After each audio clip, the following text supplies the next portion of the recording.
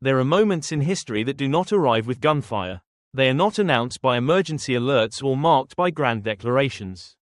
They appear quietly, last only a few seconds, yet are strong enough to shake how the entire world understands power. That day at the White House was one of those moments. Not because a new treaty was signed, not because of a controversial speech, but because a person walked into that room with a different posture. Ask yourself a very simple question. When you step into the center of the greatest power on earth, what determines whether you are respected or dismissed?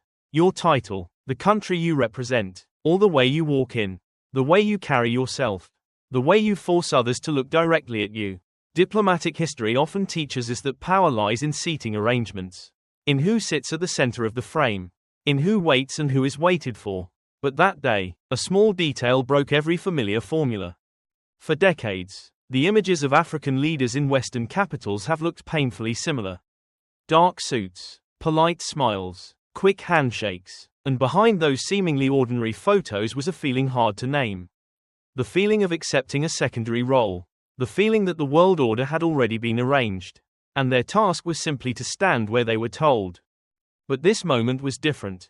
It did not begin with words.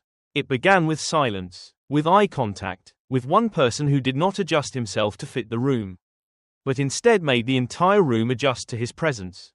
It was a moment many people did not yet fully understand, but instinct told them that something had just shifted. What makes it even more striking is that the man who created that moment was not even a head of state. He did not represent an economic superpower. He did not bring promises of investment or attractive aid packages. What he carried was a message that required no translation. A message about dignity, and behind that message stood the vision of a new generation of leaders. Embodied by President Ibrahim Traoré, leaders who believe that power is not measured only by military strength or GDP size, but by the ability to force the world to see you as an equal partner. That moment was not prepared for the masses. And that is exactly why it was dangerous. Because once you have seen power operate differently, you can never go back to believing in the old templates again. And history, as always, begins with moments that no one is psychologically prepared to receive. History is sometimes decided not by documents hundreds of pages long, but by a single frame. One photograph can capture the entire power structure of an era, exposing who is listened to and who merely appears to fulfill protocol. That July, the world saw two photographs taken in the same building, at the same center of power, yet telling two completely opposite stories about Africa. The first image spread across social media at a staggering speed. 5 African presidents stood behind the desk of President Donald Trump. He sat comfortably at the center, with the light and the cameras focused on him. 5 leaders representing tens of millions of people were pushed into the background, turned away from the camera, their faces unclear, almost blending into the backdrop. No explanation was needed. The image said everything. Who held power? Who was the main actor of the meeting? And who was there only to decorate the scene? The reaction from the African public was not surprise, but anger mixed with exhaustion, because they had seen this scene too many times before. Meetings labeled as partnerships that still looked like parent-child relationships. Handshakes promoted as friendship, but in the eyes of the audience, all that remained was the feeling of being diminished. That image did more than hurt pride. It revived a collective memory that no matter how much the era changes, Africa is still often placed in a position where it is expected to accept less. Then the second image appeared. No narration, no sensational headline, just a brief moment in which an African representative walked into the White House and compelled the President of the United States to stand up, face him directly, and shake hands at eye level.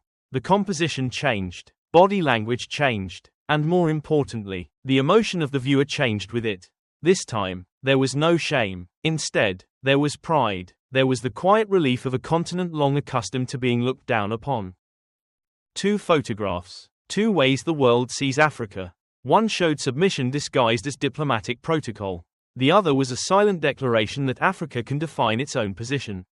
What truly unsettled the old order was not the second image itself, but the question it raised. If a different manner of appearing, a different posture, was enough to change how the world reacted, then how many old beliefs about power and global hierarchy must now be reconsidered? From that moment on, no one could pretend it was just an ordinary photograph. In diplomacy, nothing is accidental. Every detail is calculated, from the height of a chair to the distance between two people standing face to face, to the moment someone extends a hand first. What the public often sees as ceremony is in fact a carefully coded language of power.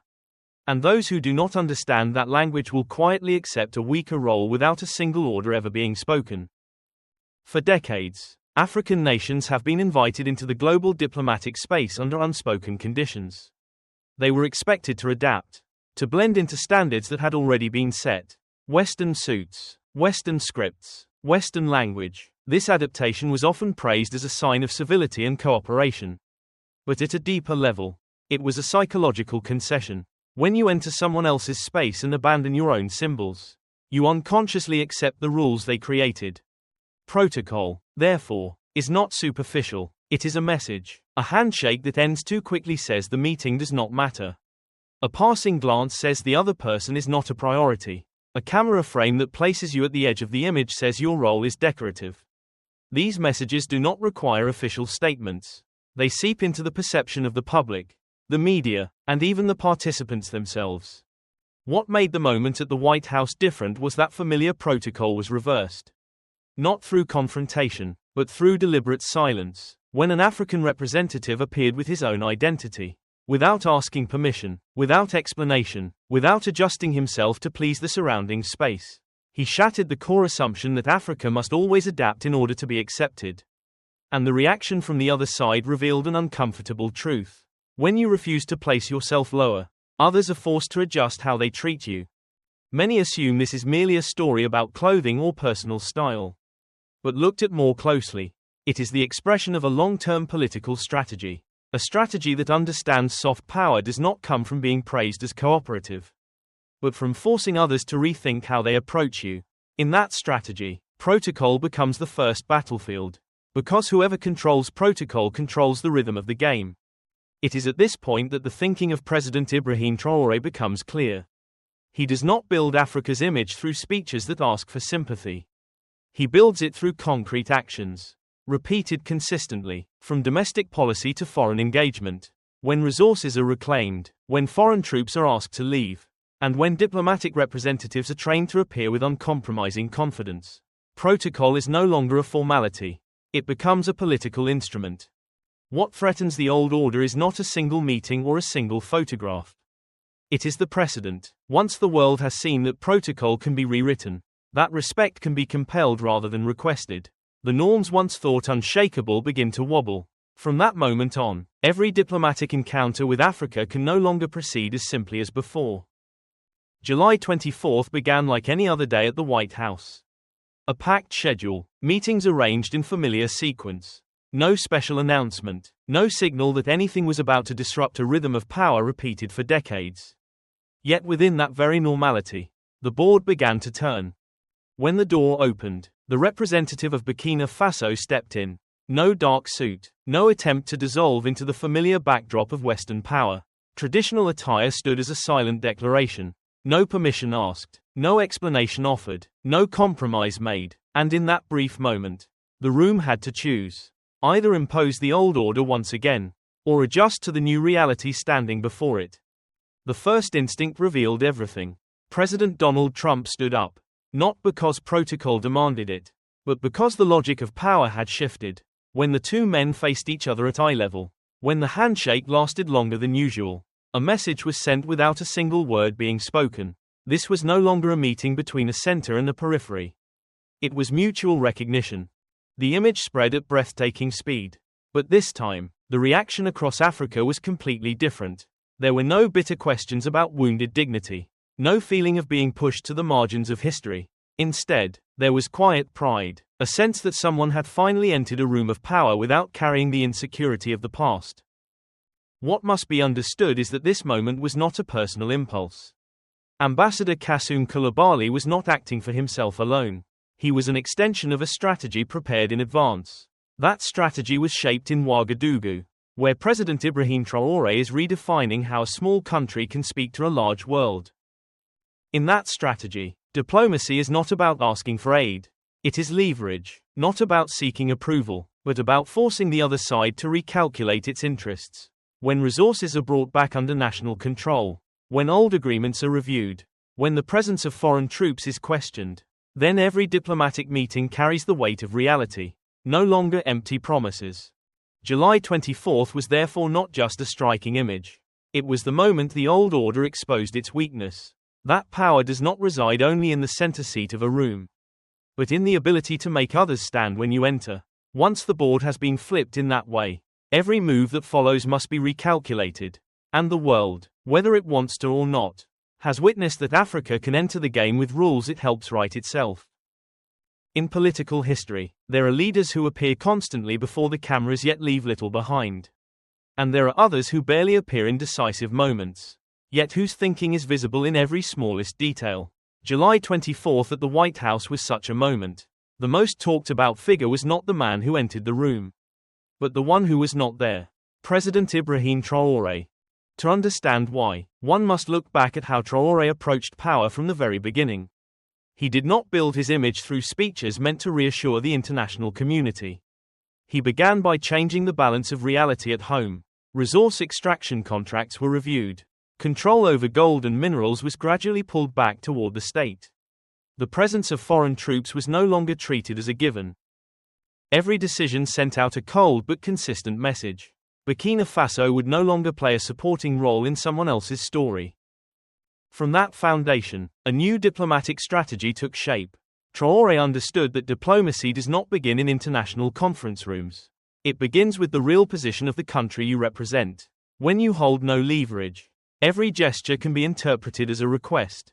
But when you control your resources, your security, and your direction, even silence becomes a message. The ambassador who walked into the White House that day did not need to deliver a long speech. He did not need to mention Traoré by name. What he embodied was already an extension of that strategic thinking. The clothing was not a personal choice. It was a declaration of identity. The posture was not habit. It was confidence nurtured by a solid political foundation at home. And the handshake was not social courtesy. It was the result of both sides realizing that this meeting could no longer be handled the old way. What makes Traoré a strategist worth noting is that he does not seek direct confrontation with the global order. He does not need to denounce the West to assert himself. Instead, he creates options. When there are more potential partners, when dependence on a single power axis is reduced, Burkina Faso enters negotiations from a completely different position. This is a form of power that is quiet, but extremely difficult to ignore. The moment at the White House was therefore only the visible tip of a longer process. It showed that real strategy does not need loud announcements. It operates silently, through people, through behavior, through decisions that appear disconnected but are in fact tightly linked. Traoré does not need to be present to be seen. He allows the world to recognize for itself that a new way of thinking is shaping how Africa enters the global space of power. And that may be what makes many power centers most uneasy, because they are not confronting a single face or a single government. They are confronting a model of thinking with the potential to spread. A model in which respect does not come from promises, but from a position built patiently and without compromise. In politics, images can create emotion, but only consequences create belief. After July 24, the question was no longer who stood up in that room of power, but what began to shift outside the frame. Because power that stops at symbolism fades quickly, sustainable power leaves traces in numbers, in investor decisions, in where capital chooses to settle. Burkina Faso has rarely appeared on the priority lists of international investors.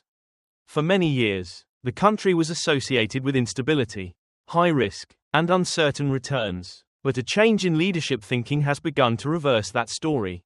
When extraction contracts are reviewed, when resource control ratios are adjusted in favor of the nation, when messages of sovereignty are delivered consistently, a new signal begins to form. This is no longer a passive space. This is a market actively shaping its own rules. What is notable is that the response did not come through official statements, but through the quiet behavior of capital flows. Requests for investment inquiries increased. Private meetings between business representatives and local authorities became more frequent, not because Burkina Faso suddenly became wealthy, but because it became more predictable. In the world of investment, predictability can matter more than short-term profit. Trust also began to spread powerfully within the African diaspora. Those who once left out of frustration with corruption and dependency started to look back at their homelands differently. Not with nostalgia, but with practical curiosity. Is this time different? Is the new political environment serious enough to protect capital, protect effort, and respect their own identity? Those very questions created a wave of interest that would have been difficult to imagine before. At a deeper level, what is unfolding is a restructuring of the relationship between politics and economics. When a country demonstrates that it values dignity and sovereignty, it sends a strong signal that commitments will also be enforced more seriously. For long-term investors, this is an essential foundation. Money does not chase slogans. Money follows the belief that rules will not change on a whim. Of course, this path is not without risk. Rapid shifts always come with external pressure and quiet resistance. But the difference lies in the fact that Burkina Faso appears willing to accept that cost in exchange for a clearer position. Under the leadership of President Ibrahim Traoré, the message has remained consistent. We do not promise an investment paradise. We promise an environment where respect and interests move together. In the end, the greatest consequence does not lie only in capital inflows or growth figures. It lies in a shift in how the world assesses risk in Africa. When trust begins to replace prejudice, when investment stops being a gamble and becomes a calculated choice, the economic history of the region enters a new chapter. And that chapter, however contested, is being written through real, concrete decisions that go far beyond any image that once spread across social media. Every international order has a breaking point. It does not appear as a loud collapse, but reveals itself when old assumptions no longer explain new realities. What is unfolding around Burkina Faso and the Sahel is precisely such a moment. Not a single event, but a chain reaction forcing centers of power to reconsider how they view Africa. For decades, African geopolitics operated according to a familiar logic: security in exchange for influence, aid in exchange for compliance, relationships shaped more by dependency than by choice. But when some countries begin to question the true cost of this old version of stability, the system reveals cracks that were previously concealed by diplomatic language. Burkina Faso is not alone in this shift. Niger and Mali are also redefining their strategic priorities. Growing cooperation among Sahel states is not an emotional reaction, but the result of shared awareness. When security and development are tied to commitments that fail to deliver results, the search for alternatives becomes inevitable. The geopolitical breaking point emerges precisely at the moment when options begin to multiply. The reaction from the West reveals how serious this shift truly is. The concern is not about any single country, but about the spread of precedent. If one nation can renegotiate its position, others may follow, and when that happens, influence can no longer be sustained by historical inertia. It must be renegotiated on the basis of tangible interests. Russia and China appear in this picture not merely as alternative partners, but as variables that alter the balance itself. Their presence forces traditional powers to confront a new reality. Africa is no longer an exclusive sphere of influence. It is a chessboard where local states can choose partners based on concrete conditions, rather than submitting to a single axis. What makes this breaking point especially sensitive is the psychological factor. When Sahel states show they are willing to endure pressure in exchange for greater autonomy, they send a message that goes far beyond the region. That message is simple: stability cannot be separated from dignity, and security cannot be built on the feeling of being imposed upon. In this context, the role of Ibrahim Traoré becomes clearer.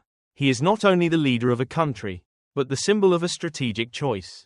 The choice to accept short-term risk in order to redefine long-term position.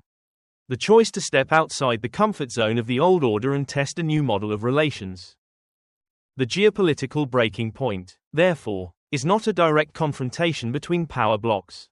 It is the quiet erosion of an assumption once taken for granted: that Africa must accept an assigned role. Once that assumption loses its force, every strategy built upon it becomes fragile, and in the space it leaves behind, a new order begins to take shape. Slowly, but difficult to reverse. Every major transformation passes through an invisible threshold, where debate no longer revolves around events, but around how people understand the world. Once that threshold is crossed, what changes is not only policy or alliances, but the mindset that governs decisions. What is unfolding around Burkina Faso and the Sahel has reached that threshold. This is no longer a story about a photograph, a handshake, or a diplomatic visit. It is a collision between two understandings of power. One side believes the international order is fixed, with positions assigned in advance. In that view, stability is maintained through compliance, and recognition comes from blending into standards set by others. The other side believes order exists only when it reflects the interests and dignity of its participants. In that view, stability is not silent endurance, but the outcome of being treated as an equal partner. The ideological climax emerges as more people realize these two understandings cannot coexist for long. When a country demonstrates that it can say no without collapsing, that it can renegotiate without being completely isolated, the question is no longer whether it is right or wrong. The question becomes why the old assumptions once treated as truth no longer hold. What makes this moment dangerous for the old order is its capacity to spread. No propaganda is needed, no speeches are required, only consistent actions and visible results. Young people across Africa are watching. Diaspora communities are comparing, and other leaders, openly or quietly, are asking themselves whether this model could apply to them as well. In this environment, President Ibrahim Traoré is no longer seen merely as a political figure. He becomes a symbol of possibility. The possibility that power does not have to be borrowed from the outside. The possibility that identity is not a burden in integration, but a source of strength. And the possibility that respect, once made a principle, can reshape how the world responds. This ideological climax offers no comfort. It forces every side to confront difficult choices. For the great powers, the choice is between adjusting their approach or clinging to an inertia that is steadily losing effectiveness. For African nations, it is the choice between short-term safety and the opportunity to redefine long-term position. There is no path without cost. But history is rarely written by easy choices. It is written in moments when old ways of thinking can no longer explain new realities. When that happens, change can no longer be stopped by warnings or pressure. It moves forward not as an explosive wave, but as a quiet, persistent current, eroding even the foundations once thought unshakable. And it is precisely at this ideological peak that the world begins to realize Africa's story is entering a chapter that can no longer be read through old lenses. History rarely delivers its messages clearly. It does not knock on the door. It does not explain itself. It does not guarantee that those who witness it will immediately understand what they have just seen. Most of the time, history leaves only scattered signs, and it is humanity's task to connect them into meaning. What has unfolded around Burkina Faso in recent times is exactly such a chain of signals. And when placed side by side, a historical message begins to emerge. That message does not say Africa has won, or that the old order has collapsed. It is subtler and more unsettling than that. It says power is no longer a permanent privilege of those who once held it. It says respect, when dismissed for too long, will eventually be reclaimed in ways no one anticipates. And it says history does not stand still waiting for centers of power to adapt.